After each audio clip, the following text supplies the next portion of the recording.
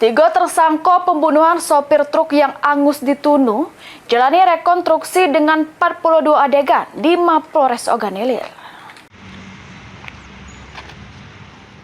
Inilah ketiga tersangka dari 4 pelaku yang melakukan pembunuhan dengan cara Tunu sopir truk.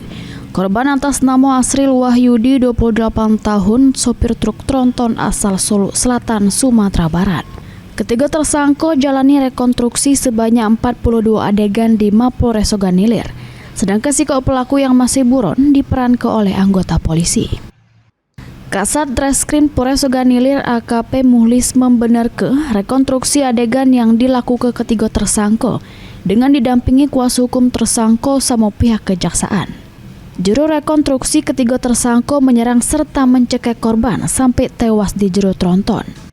Tersangka ngambil alih kemudi tronton, berencana lari ke Lampung, namun kendaraan mogok sehingga tidak bisa dijalankan. Ketiga tersangka kemudian ngambil duit korban serta tunu korban untuk ngilang ke barang bukti.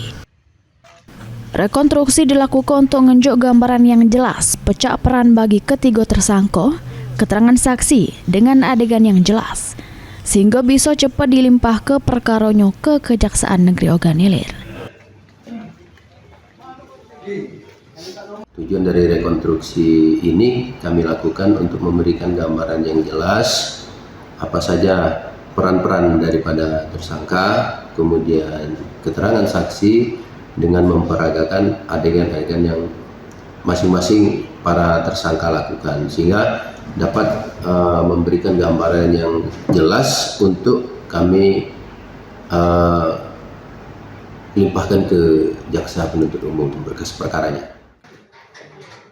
Ahmad Romawi, PAL TV.